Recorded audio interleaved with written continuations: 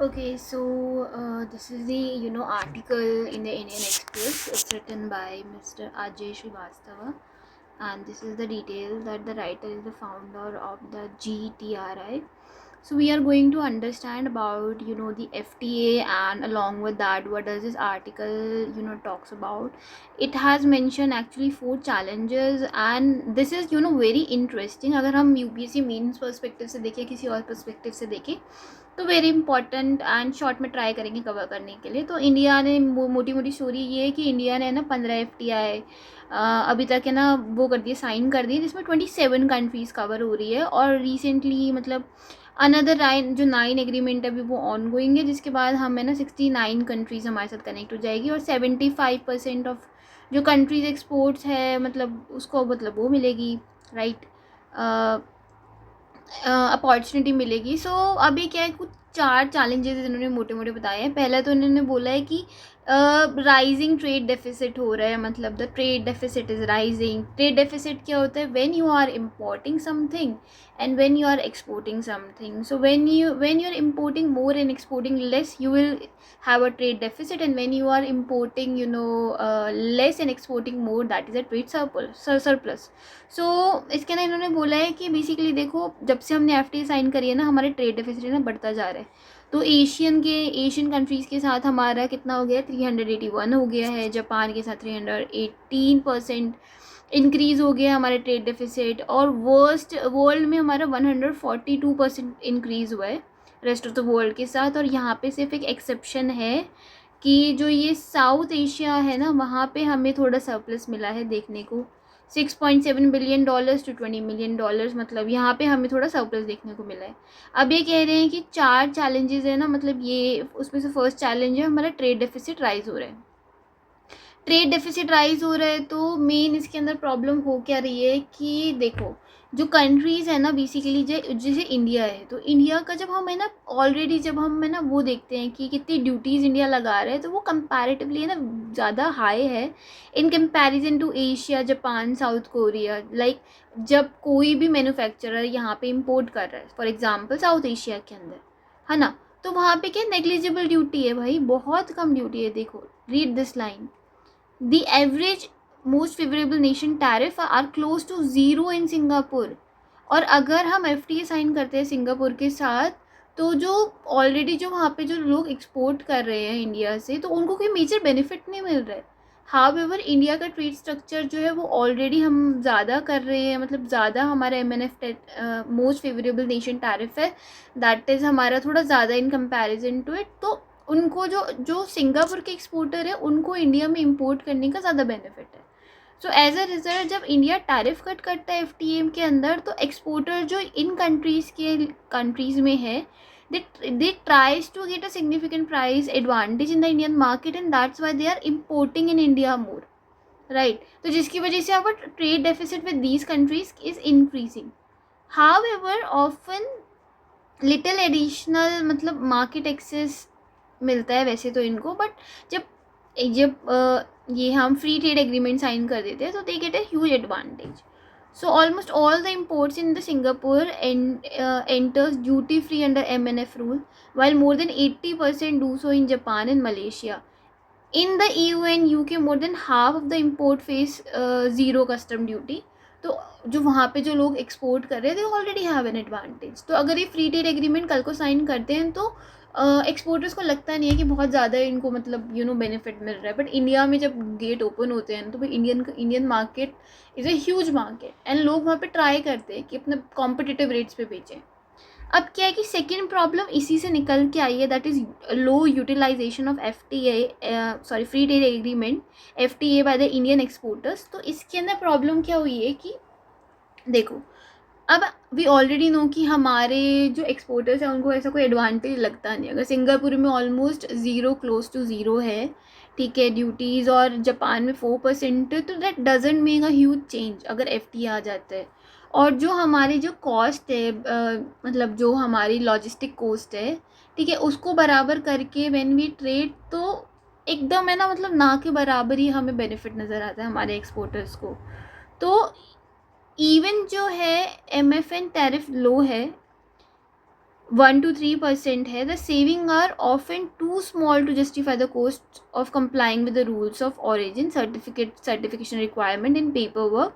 As a result, only an estimated 20 to 30% of the Indian eligible export take advantage of the FTA. बहुत कम हमारे जो हैं eligible लोग वो FTA का एडवांटेज लेते हैं. द थर्ड चैलेंज थोड़ा ज़्यादा इम्पॉर्टेंट है ये समझना, क्योंकि we are focusing to develop our manufacturing sector, right. Manufacturing sector बहुत हमारा अंडर डेवलप्ड है, तो उसको उसकी development is a major focus. Last 2 year के बजट में भी, इकोनॉमिक सर्वे में भी इस पे एम्फोसिस किया गया है कि there is a need to develop manufacturing sector. अब प्रॉब्लम क्या हो रही है कि बेसिकली इन्वर्टेड ड्यूटी स्ट्रक्चर क्या होता है कि जब फॉर एग्जांपल आपको टॉयज़ बनाने हैं तो प्लास्टिक जो आ रही है वो तो कम ड्यूटी पे, मतलब उस पर तो आप ज़्यादा ड्यूटी पे कर रहे हो. जो हमारे जो रॉ मटेरियल है उस पर आप ज़्यादा ड्यूटी पे कर रहे हो, और जो बाहर से जो प्रोडक्ट्स बन के आ रहे हैं उस पर कम ड्यूटी है, जिसकी वजह से जब हम उन टॉयज़ को बनाते हैं तो हम एक्चुअल में ज़्यादा ड्यूटी पे करते हैं और हमारे प्रोडक्ट कॉम्पिटिटिव नहीं रहते. तो when the duty on the raw material is more than the final product, that is an inverted duty structure. So अब इसके अंदर क्या बोल रहे हैं कि जो फ्री ट्रेड एग्रीमेंट हमने साइन किया है उसकी वजह से सिचुएशन ज़्यादा वर्स हो गई है, क्योंकि जो हमारे इन्वर्टेड ड्यूटी स्ट्रक्चर है वो पहले से एग्जिस्ट करता था, वो ज़्यादा मतलब प्रॉब्लमेटिक हो गया है. तो यहाँ पे एग्जांपल है that is steel and aluminium का, कि जो MNF ड्यूटी है वो 7.5 to 10% है इंडिया के अंदर. But machinery industry equipment and engineered product made from these material can enter India duty free under several FTAs. मतलब जो इक्विपमेंट जो बने बनाए मिलते हैं स्टील और एल्यूमिनियम के, या फिर जो इंजीनियर प्रोडक्ट्स होते हैं वो ड्यूटी फ्री एंटर करे, जबकि जो स्टील और एल्यूमिनियम है जो रॉ मटेरियल उस पर 7.5 to 10% ड्यूटी है. तो जब इंडियन मैन्युफैक्चरर उन इक्विपमेंट्स और इंजीनियर प्रोडक्ट्स को बनाएगा तो द कॉस्ट विल इंक्रीज, और बाहर से वो मतलब ना के बराबर कॉस्ट पे आ रहे हैं. तो the our products will become competitive और लोग वो करना छोड़ देंगे, right. So this is a problem that one of the challenge of FTA.